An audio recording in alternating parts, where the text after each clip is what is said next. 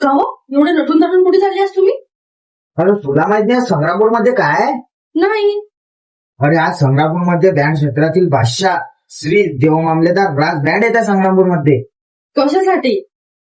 ओम दुर्गा उत्सव मंडळ यांनी दुर्गा देवी आगमन सोहळा आयोजित केलेला आहे.